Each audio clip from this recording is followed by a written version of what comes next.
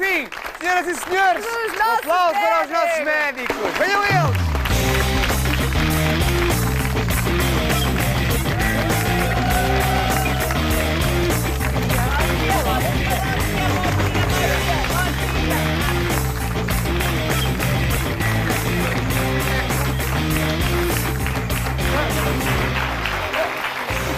Muito bem, vamos então passar às apresentações. Hoje contamos com a médica cardiologista Maria José Loureiro. Um aplauso. A médica dermatologista, a doutora Alexandra Osório. Um aplauso. E o médico cirurgião plástico, o doutor Tiago Batista Fernando. Um aplauso também. Eu não estou muito longe, Vamos então dar início à nossa consulta. Como já dissemos, hoje os nossos médicos vão explicar-nos então temas com alguns problemas de saúde. Vamos começar com a doutora Alexandra. Ora, vamos falar de transpiração, que é um muito comum, é uma coisa normal, não é? Sim, é necessária, não é? Necessária. Mas há pessoas que parece que têm a mais, não é? Sim, tem uma descompensação. A transpiração é uma coisa perfeitamente normal, é libertadora de toxinas, compensa a temperatura corporal, permite que o corpo se mantenha numa determinada temperatura equilibrada para o bom funcionamento dos órgãos, sobretudo quando está uma temperatura muito elevada fora ou realmente muito frio, e nós também transpiramos para compensar e, portanto, há uma libertação energética para manter os órgãos vitais, e os órgãos quase todos, dentro de uma temperatura simpática. Realmente há pessoas que transpiram demasiado e é constrangedor, incomodativo. Há uma socialmente perturbador, não é? Perturbador, sim, incomodativo. Sobretudo porque a doença a disfunção chama-se hiperidrose, e hiperidrose aparece na palma da mão, na planta do pé e na zona axilar também. Também há outras zonas, tipo o tronco, não é? Todo o tronco, os membros inferiores também, a pessoa pode transpirar muito, mas essencialmente são estas áreas que eu estava a referir. Ora, as causas, pode haver uma causa primária e, sobretudo, o mais importante é despistar as secundárias, que é as paraneoplásicas. A menopausa dá uma origem a um aumento da sudação. A própria adolescência, nós sabemos que as crianças muitas vezes têm hiperidrose e vão agravando até à adolescência, em que há um pico de hiperidrose. O hipertiroidismo é uma outra causa, a obesidade e, realmente, outro tipo de alterações hormonais podem dar origem a uma hiperidrose. Agora, se é uma doença primária, existe uma hiperprodução de sudação nessas áreas por, muitas vezes, hiperestimulação do sistema nervoso simpático, que é, digamos, o sistema que vai inervar as glândulas sudoríparas e aumentar a produção que é induzida pelo stress e por estas alterações ou não. De maneira que há várias abordagens, digamos, falando assim de uma forma global, fala-se em fazer uma coisa que eu não concordo e está desusada, fora de uso, que é a radioterapia, por exemplo, no caso da axila, fazer radioterapia local para destruir as glândulas sudoríparas, fora de questão.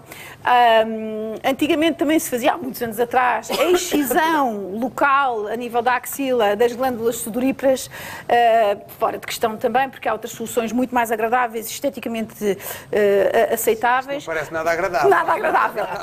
Ultimamente tem-se feito lipoaspiração subcutânea, sobretudo axilar, em que há uma destruição também a nível, porque as glândulas sudoríparas estão ali ao pé da derme e, portanto, ao sugar, há uma destruição da própria estrutura e mesmo consegue-se tirar a estrutura das glândulas sudoríparas. Pode-se fazer com lipoaspiração simples, na forma normal, ou fazer lipoaspiração associada a um laser neodimium que vai fazer também uma destruição e uma retração do tecido para ficar uma coisa mais bonita. E depois há a aplicação, isto são as coisas mais fortes, invasivas. Mas antes de tudo, a primeira coisa que se pode fazer quando um doente tem hipersudação é usar cremes ou roll-ons antitranspirantes, que há muita coisa, não é? Há muita coisa. Imensa coisa. Basta ir à farmácia e, se a coisa não resultar, recorrer realmente ao dermatologista, e nós temos algumas armas. Portanto, usar antitranspirantes, que quase quando a transpiração não é excessiva, controla 80% da transpiração. Quando é excessiva, então tem que vir ao dermatologista.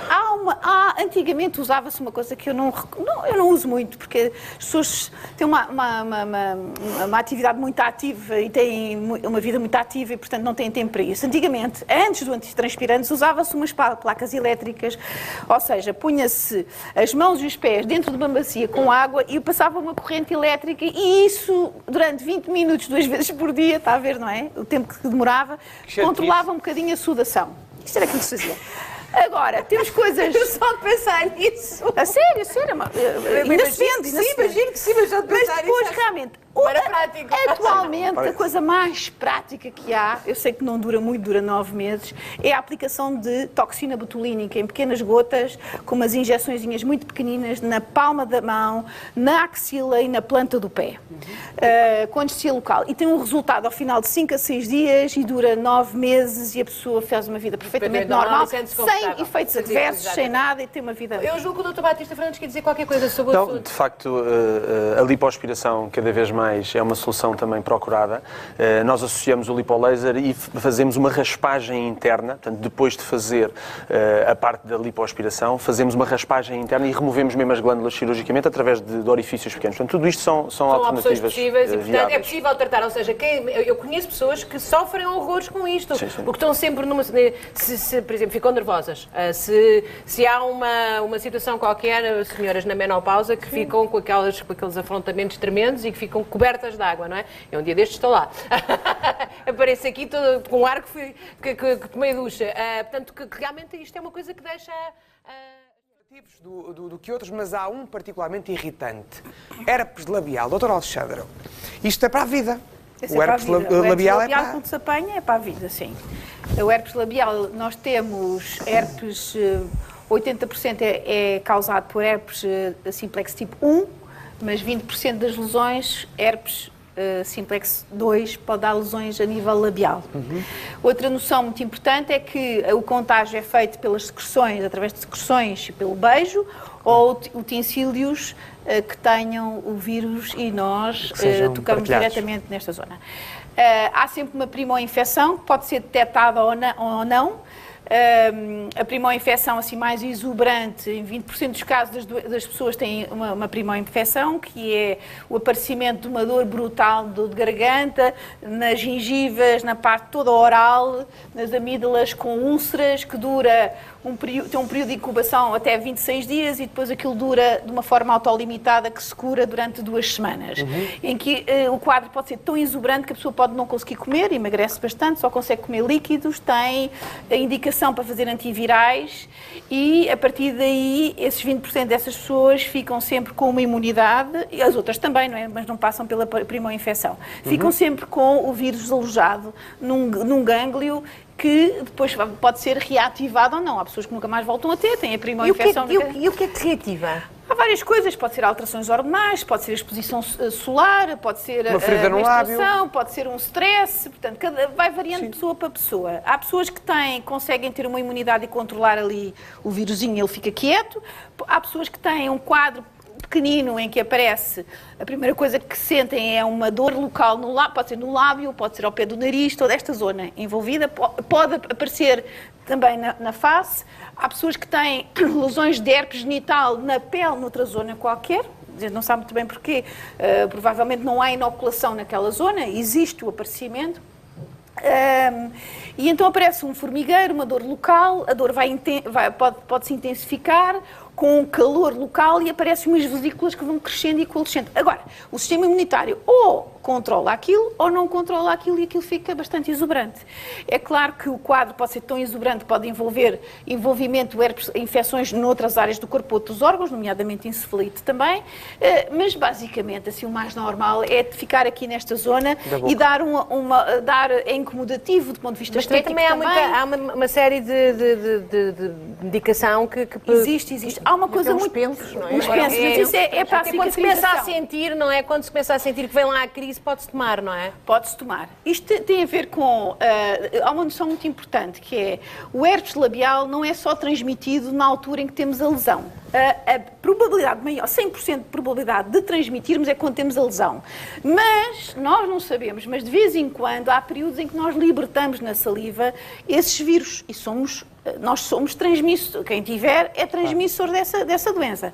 E, portanto, é uma doença que nós podemos passar sem mesmo ter alguma lesão. Agora, realmente, quando há pessoas que têm, por exemplo, 4 episódios seguidos por mês, em todos os meses têm, ou várias vezes durante o mês têm indicação para fazer uma terapêutica antiviral continuada, pelo menos durante 6 meses, para que o sistema imunitário consiga controlar, baixar a virulência e conseguir controlar de alguma forma. Porque aquilo é muito incomodativo, além de que é desfigurante, muitas vezes deixa cicatrizes no lábio ou na zona da boca, e do ponto de vista social. Os pensos que existem nas farmácias, para mim, o seu objetivo é mais, isto é uma úlcera, isto é a fase terminal já do herpes, que deixa estas úlceras, e é aqui, nesta altura, que deve-se usar o penso. Porque a cicatrização da úlcera é extremamente dolorosa, porque o tecido está a contrair-se, está desidratado e precisa do milieu, do meio um bocado úmido para que a epiderme avance, se multiplique e que feche. Isso dá um certo conforto, além de que, esteticamente, tapa a úlcera, muitas vezes sangra e a sua vê aquela socialmente. Agora, realmente, nos doentes imunodeprimidos ou nos transplantados, tem que se fazer uma terapêutica continuada porque ela pode aparecer a qualquer minuto. Agora, novidade number 1, que é, existe um creme que se pode usar, usar todos os dias, uma vez por dia à noite, que vai controlar essa virulência. E as pessoas que têm de uma forma crónica, em vez de usarem... Atenção, procurem o creme. Durante 6 meses, usam aquele creme. E vai aparecer daqui a uns 4 meses, 6 meses, para as senhoras, para os homens não. Eu, por acaso, disse que devia haver um batom transparente com aquilo. Mas há este creme. Mas não me importa. A mim fica-me bem o vermelhinho. Vamos lá terminar esta matéria, que eu ainda tenho um AVC para tratar. Um batom colorido com esse composto, que a mulher pode usar várias vezes, que até é bom, para evitar a recorrência. Se eu aparecer aqui com as beiças vermelhas, já sabes. Vamos então agora tratar dos hábitos. Saúde@sic.pt, e-mail para onde então podem enviar perguntas, comentários, sugestões, e os nossos médicos regressam na próxima semana. Mais uma vez, um grande aplauso, um bom fim de semana, muito obrigada. E nós vamos então tratar de outro tipo de alegrias para